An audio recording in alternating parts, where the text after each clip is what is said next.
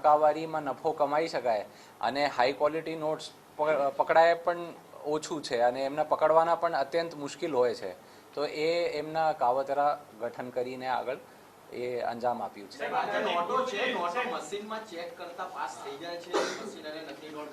એ આપણે જે અમુક સિક્યોરિટી ફીચર્સ છે એ અમે અમારા દ્વારા જે આરબીઆઈની યુનિટ છે અને એફએસએલમાં ત્યાં મોકલવામાં આવશે, પણ સામાન્ય દેખાતી રીતે એમને પકડવાના મુશ્કેલ લાગે છે, એટલા માટે એ લોકો અત્યાર સુધી સક્સેસ થયા હતા. એ લોકોના અમુક લેતી દેતીના પ્રશ્નો છે, પણ ગુનાહિત ઇતિહાસ અત્યારે તપાસ કરી રહ્યા છે. એ ચેક બાઉન્સ અને 138 વગેરેના 1-2 ઉપર ઇસ્યુઝ ચાલે છે.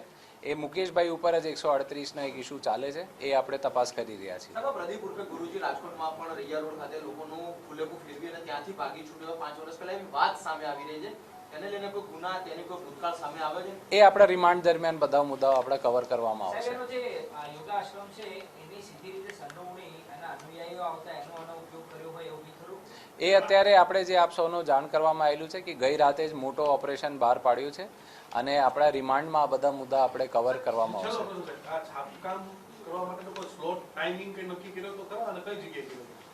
એ લોકોએ જે ટાઈમિંગ નક્કી કર્યું હતું એ ત્યાં સુરત બાજુ જે લોકોની પ્રિન્ટિંગ પ્રેસ હતી અને એ લોકો આઈડેન્ટિફાઈ કર્યા હતા કે બહારથી લાગે કે સ્ટેશનરીનું કામ ચાલે, જે એમના બોક્સીસ હોય એ પણ સ્ટેશનરી જેવા જ લાગતા હતા, જેથી કોઈને બહારથી ખબર ના પડે.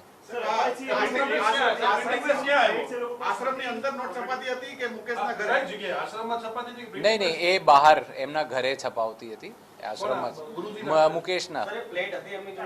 એ પ્લેટ એટલે એ લોકો દ્વારા જે પ્રી ઓર્ડર્ડ પેપર હતા, હાઈ ક્વોલિટી પેપર નોટ્સ માટે જે પેપર મંગાવેલા હતા, એમને કન્ફિગરેશન હાઈ ઇન્ડસ્ટ્રીયલ ગ્રેડ પ્રિન્ટરમાં કરેલી હતી. એક A4 સાઇઝમાં 3 નોટ.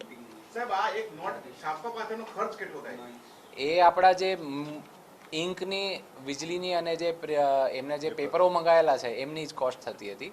બહુ જાજુ નહોતો, એટલા માટે એ લોકો કરતા હતા. એ જે કાર છે એમના નંબર આપણે માલિક બાબત આપણે શોધખોળ ચાલુ છે અને આરટીઓમાં પણ લખાણ કરવામાં આવેલા છે.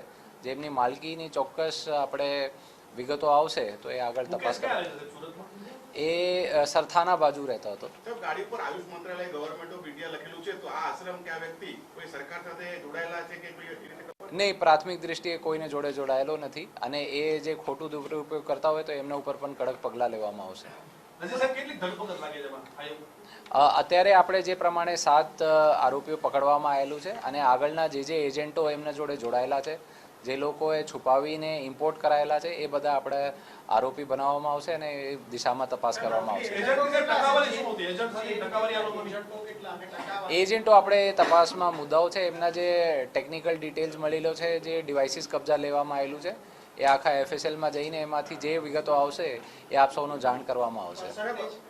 એ પર્સન્ટેજ અત્યારે અલગ અલગ કહે છે, પણ એ આપણે એ 20 થી 25% અલગ અલગ જગ્યા કહે છે, તો આપણે એ તપાસ કરવાની જરૂરિયાત જણાય છે.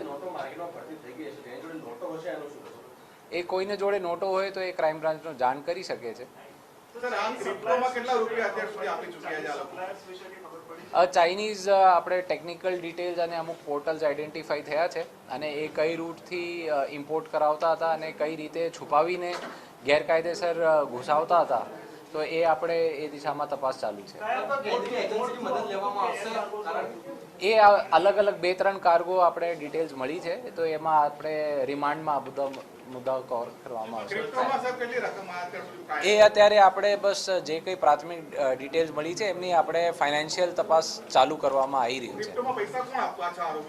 એમાં જે આપણે વિગત છે એ જે પ્રમાણે આપ સૌનો જાણ કર્યું કે એમના ટેકનિકલ જે ડિવાઇસીસ મળેલા છે એ એફએસએલમાંથી નક્કી ક્લિયર કરીને આવે તો આપણે જાણ કરવામાં નહીં. હવે તમામ જે કોઈ યુનિટ્સ FICNમાં કામ કરતી હોય એમને ક્રાઇમ બ્રાન્ચ તરફથી ઇનપુટ્સ આપવામાં આવશે અને કોઈને પણ કોઈ પણ પ્રકારનો સહકાર ઈચ્છતા હોય કે જોઈતા હોય એ પણ અમારા તરફથી એમનો પૂરતો સહકાર આપવામાં આવશે. એ મોસ્ટ ઓફ જે છે અમુક ગ્રેજ્યુએટ છે અને અમુક સ્કૂલિંગ કરેલા છે, આમ સેકન્ડ યર છે. એ આપણે પૂછપરછ બાકી છે કે એમને કેટલો અભ્યાસ છે અને કઈ પ્રકારની એમને જે યોગ નીતિ વગેરે છે એમની ક્વોલિફિકેશન બાબત અમે પૂછતાછ કરીશું. તપાસમાં સહકાર આપે છે ખરા સાહેબ બધા આરોપી? અત્યારે આપણે પૂછપરછ ચાલુ છે. આરોપીઓ 7 છે તો એ આપણે હિન્દી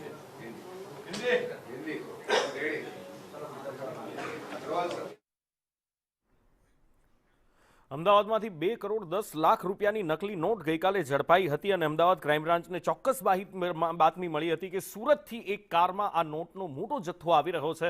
અમદાવાદ ક્રાઇમ બ્રાન્ચે અમરાઈવાડીમાં નાકાબંધી કરી અને ફિલ્ડિંગ સેટ કરી આ કારને ઝડપી પાડી હતી અને એ કારમાંથી 2 કરોડ 10 લાખની નોટ ઝડપી હતી, જેની વિગતો અત્યારે ક્રાઇમ